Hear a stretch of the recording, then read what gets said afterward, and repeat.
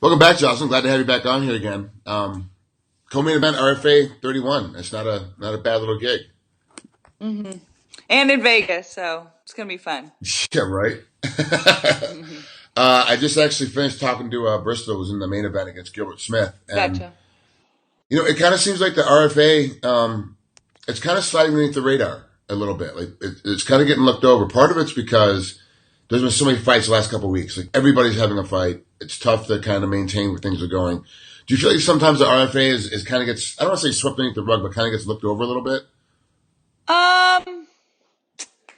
I mean, I don't know. It could a little. I mean, I enjoy fighting for them. This will be my Yeah. fourth fight. Um, I feel finally a title fight. I'm currently 3-0 with them, and we've Yeah. been waiting for the right opponent, the right name. And I knew once they signed Zoila, this would happen. I kind of do, but you're right. There's a lot of shows would tie in with what Bellator did last night. Yeah. RFA just had a show Friday night. Legacy had a few show 2 weeks Yeah. ago. Yep.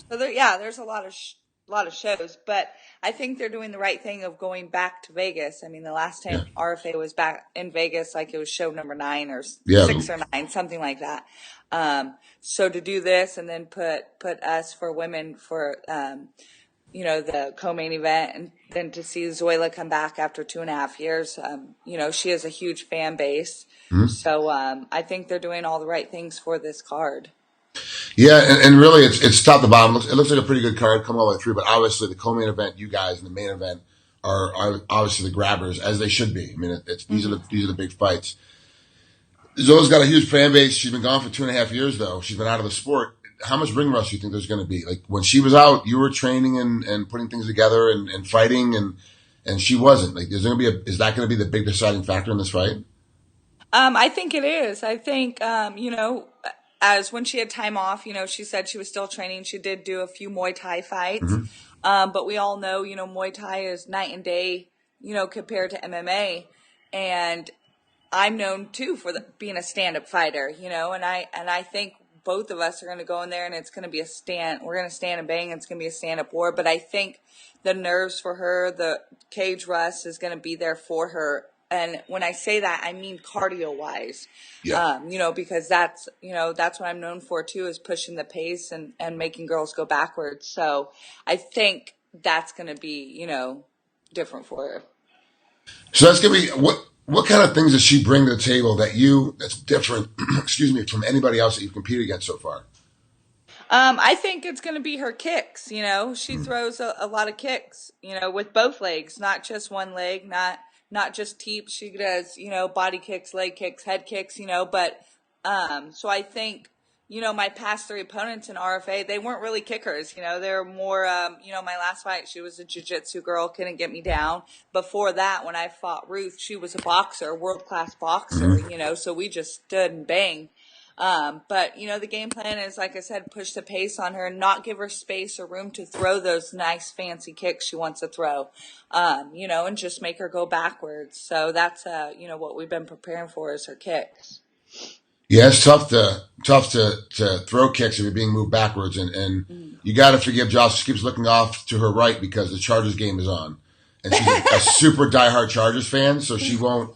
Like, and I knew this coming in the interview, like this, like she won't. It's not like she's disrespecting me. It's like her team's on, so I get it Yeah. completely. They're it's tough being a Chargers fan sometimes. Yeah, it To, is. to be quite honest, like they're not the best team right now swinging out there. So.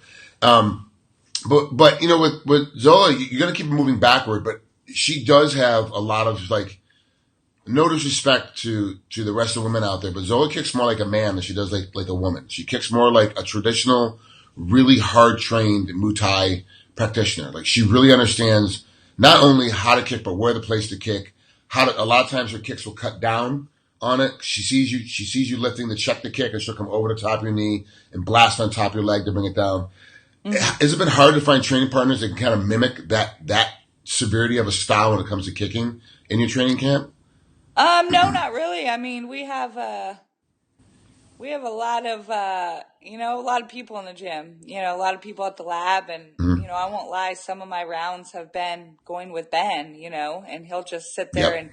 and he'll kick me where he's put me on my ass before because he doesn't care. You know what I Yeah. mean? Like either I'll check the kick and counter back but no, we have a lot of great training partners. A lot of 135ers, 125ers that, fight in the UFC. I've seen Mesa, some of my rounds been with Lauren, a lot with Lauren Mhm. Murphy, John Moraga, the list goes on. So, I've had a lot of great rounds. Has there been any, now getting close to fight time, fights October, 9th coming up here. Do you start tapering off and slowing down a little bit, or how do you approach the end of training camp? Um, we have it down, at the lab, John Crouch. We've been doing it the same, since I can remember. Wednesday and Saturdays is our full speed, rounds. So yesterday I did 5 rounds in a row, new body every time. And next Saturday, so what, 2 weeks before the fight, that will be my last, 5 rounds. And then the weekend before the round, what we do is we'll do like 2 rounds full speed, and then we shadow the three. Okay. One will be on the mitts, and then boom, another fighter get thrown in. Like it's more Yeah. me time than them. But yeah, so next weekend, will be my last, hard 5 round sparring. Okay, last question before I let you out of here. Fantasy football league time. If I got to pick a charger, I have to pick 3 chargers. And one of them has to be on defense. Who are the 3 chargers I'm picking? Eric Weddle, Phillip Rivers, and Melvin Gordon. Okay, solid picks. I'm Yep. gonna go. I'm gonna go. I'm gonna go do a redraft right now. Repick right now. All right. Hey, are you going to be in Vegas or?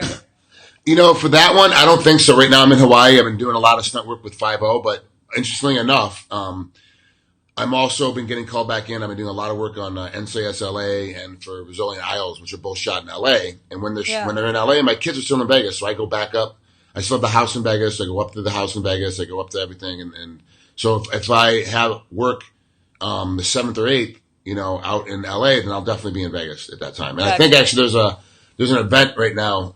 There's a movie getting ready to get shot up in Vegas. I think that I'm going to be on, which will dig me out to the middle of October anyway. So I Good. could very easily be in town. If I'm in town, I'll be at the fights for sure. Awesome. So Good for you. Good for you staying busy. trying to, got to be in the hustle. I know. All right, take care. Have a great rest of your Sunday, and I'll talk to you later.